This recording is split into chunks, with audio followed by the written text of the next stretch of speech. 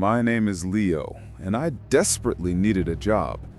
That's how I ended up here, on the first night of my new life as the overnight security guard for Insomnia Logistics. The pay is almost too good to be true, and I'm starting to understand why.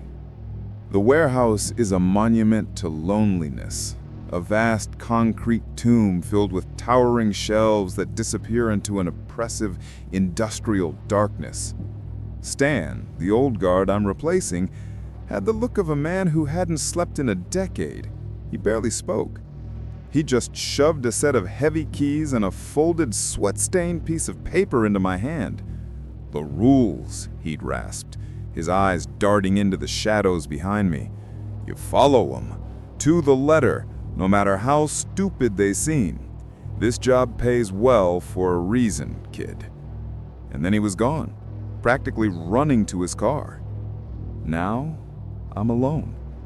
Just me and the ceaseless buzzing hum of the fluorescent lights, a sound that feels like it's physically pressing on my brain. I unfold the paper. It's a list. I decide to treat it like a game, a weird corporate ritual. I take a sip of lukewarm coffee from my thermos and read the first rule aloud, my voice sounding small in the enormous space. Rule number 1. The shift begins at 9 p.m. Your first duty is a full security check. Every perimeter lock must be checked, twice. Simple enough. I hook the heavy ring of keys to my belt and begin my patrol. The sheer scale of this place is intimidating. My flashlight beam seems to be swallowed by the darkness between the aisles. I start with the massive corrugated steel hangar door. I turn the key, listen for the deep, satisfying thunk of the bolt sliding home. That's 1. I unlock it, then lock it again. Thunk. That's 2. I do this for every single door and gate on the facility map. The loading bays on the east wall, the office entrance on the south, the supply closets that smell of rust and ozone. Click, click, thunk, thunk. The repetition is almost meditative.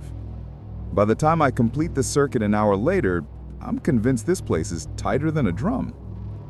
As I pass the hangar door again, on my way back to the office, I stop. My light catches something I missed before. A long, thin scratch in the paint, right beside the lock I had just checked. It's fresh. I can see the glint of raw metal underneath. It looks like it was made by a single, sharp point being dragged down the door with immense force. I run my glove over it. It's real. I tell myself it was a forklift, that I just didn't notice it before. But I know that's a lie. The cold dread in my stomach is my witness. I retreat to the security office, a small glass box that feels more like a fishbowl than a fortress. Time for the next rule. Rule number 2. Corridor B's lighting system is faulty. Never, under any circumstances, attempt to turn the lights off at the breaker. I find Corridor B on the security monitors, camera 7. It's a long, featureless hallway, lined on one side with unmarked steel doors. Even on the screen, the lights seem to pulse erratically. A little later, driven by a nervous energy, I decide to see it for myself. The air in Corridor B is different. It's thick, heavy, with the smell of ozone, and the buzzing of the lights is a high-pitched, painful whine. The air feels charged with static electricity, making the hairs on my arms stand up. I stare down the long passage. At the far end, I can see the red-tagged breaker box. An overwhelming, irrational urge to just flick the switch comes over me, to stop the god-awful noise. Then, the lights flicker. They don't just dim, they die completely, plunging the corridor into absolute, impenetrable blackness. For a split second, my eyes register an after-image from the bright lights. Except it isn't an after-image. It has a shape. A tall, impossibly thin man standing perfectly still at the other end of the hall. He's just a silhouette against the memory of the light. The lights roar back to life a moment later. The corridor is empty. There is nothing there. But I saw him. I know I did. My breath catches in my throat. This rule isn't about faulty wiring. It's a warning. There's something in Corridor B that can only be seen when the lights go out.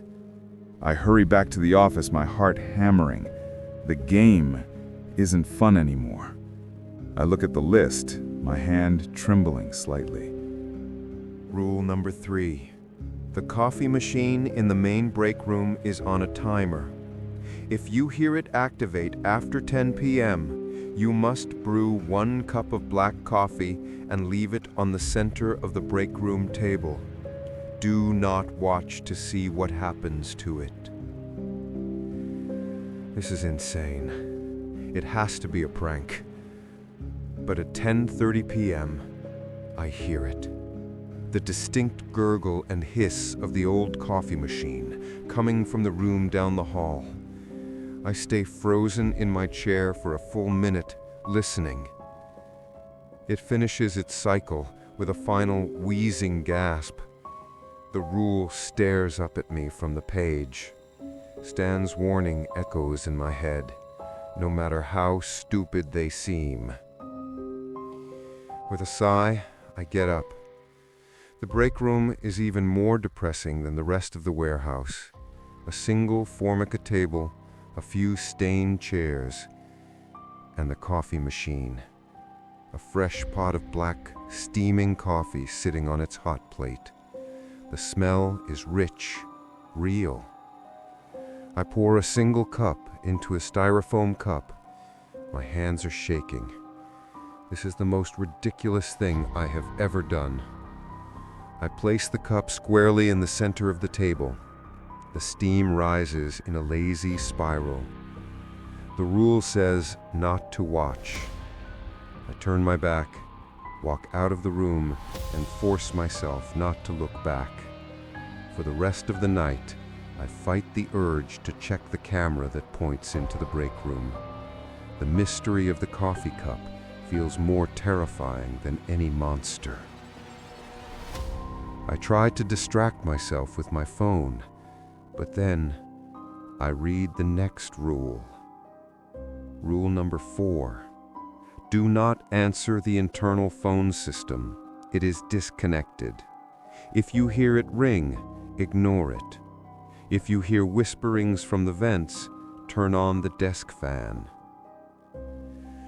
20 minutes later, the old beige telephone on the corner of the desk emits a loud, shrill sound. It's a jarring analog sound in the digital silence. It rings 5 times, each one sending a jolt through my nervous system, before falling silent. The phone is caked in dust. Its cord isn't even plugged into the wall. Then, I hear it. A new sound. A soft, dry whisper from the air vent above my head. It's too faint to make out words, just a sibilant, hissing sound like snakes in a box. I remember the rule. With a shaky hand, I reach over and switch on the small desk fan. The whirring of the blades drowns out the whisper immediately. But now, I can't turn it off. The fan is my shield. Its mundane hum is the only thing keeping the whispers at bay. Rule number 5.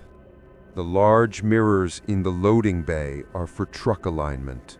Avoid looking directly at your reflection for more than 3 seconds. On my next patrol, I have to pass through the loading bay. The huge convex mirrors are mounted on the walls, dusty and distorted. I remember the rule and keep my eyes down, focusing on the scuffed concrete floor. But you can't help but catch a glimpse. As I walk past one, I see my own warped reflection moving with me. I stop. I look down. Then I risk a quick glance up again. My reflection stops when I do. I raise my hand, it raises its hand. I take a step to the left, it takes a step to the left, but it's slow. There's a fractional delay, a split-second lag like a bad video connection. My blood turns to ice. I force myself to look away, my heart pounding. As I turn my head, my peripheral vision catches one last image in the mirror. My reflection, still facing the mirror, slowly turning its head to watch me as I walk away, a wide, predatory grin stretching its face. I'm breathing heavily by the time I make it back to the office. This place isn't just haunted, it's actively malevolent. It's playing with me. Rule number 6. Do not try to access the company's archived network files. The server is unstable. This is the first rule I'm tempted to break on purpose. The pay for this job is the only thing keeping me here.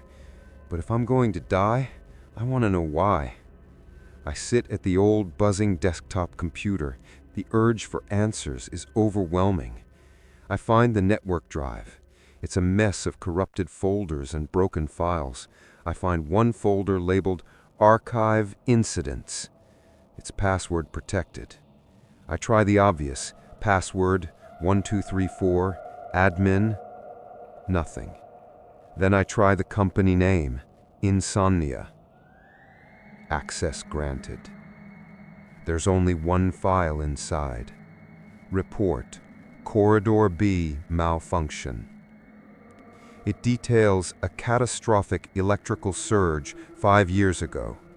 It talks about 3 employees trapped during a lockdown, a janitor named John, 2 logistics handlers, Sam and Emily. They were all in the basement when a power surge caused the electronic locks to fail, sealing the door. They were never recovered. The moment I read the last name, Emily, the computer monitor screams with static and goes black. The lights in the office flicker and die, plunging me into the same suffocating darkness from Corridor B. And a voice whispers directly in my ear, a cold breath against my skin. You found us. The emergency lights kick on, bathing the office in a hellish red glow. I'm already on my feet, knocking my chair over. I need to get out, but the list isn't finished. Rule number 7. The mannequins in storage room 7 were part of a defunct marketing display.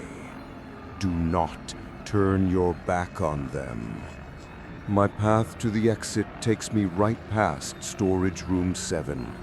The door is slightly ajar. My flashlight beam cuts into the darkness inside, and I see them. A group of about half a dozen department store mannequins, frozen in cheerful, outdated poses. Male, female, even a child. They're dusty, chipped, and incredibly creepy. I remember the rule. I have to keep my eyes on them. I start to slowly walk past the doorway, my flashlight beam fixed on the plastic figures, walking backwards down the hall. My light catches the child mannequin. Its head is slightly tilted. As I continue to back away, its head slowly, jerkily turns to follow my movement. Its painted smile seems to widen in the darkness. I stifle a scream and run, breaking the rule, turning my back on the room. I hear a loud plastic clatter from behind me, the sound of something falling or stepping off its platform. I don't look back to check. The clock on the wall reads 11:48 p.m. I'm almost out of time. 2 rules left. Rule number 8. The basement door is sealed for a reason. You will hear sounds. They are echoes. Do not approach the door. As I race down the main hallway towards the exit, I hear it. A loud metallic bang from the direction of the basement, a sound of a heavy lock being struck. I know what it is. It's them.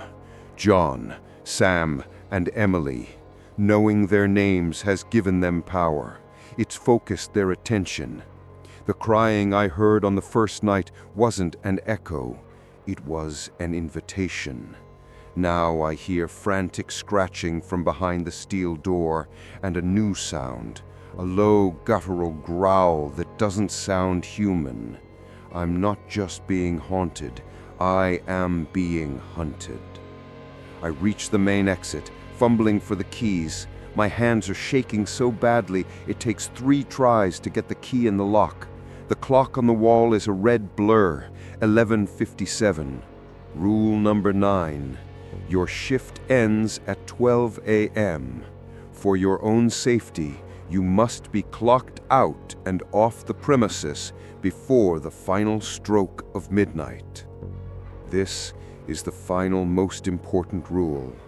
I turn the key, throw the heavy door open, and burst out into the cool night air, gasping as if I'd been underwater. I don't stop running until I'm in my car, slamming the door and locking it. As I jam the key in the ignition, I look at the dashboard clock. 11:59. I throw the car in reverse and speed out of the parking lot, not daring to look at the warehouse in my rearview mirror. Later, in my apartment, the adrenaline finally begins to fade, replaced by a deep, bone-chilling terror that won't go away. The 9 rules saved my life, but as I piece everything together, the names, the incidents, Stan's terror, I realized the list was incomplete. There was a secret rule, one so important they couldn't risk writing it down. A rule I had to break to understand. The 10th rule. Don't learn their names. Don't acknowledge them. Once they know that you know who they are, the game is over and the hunt begins. My phone, silent until now, buzzes on the table. It's a text from an unknown number. My blood turns to ice. I know what it's going to say, but I have to look. The message is 4 simple, horrifying words. Emily wants to play.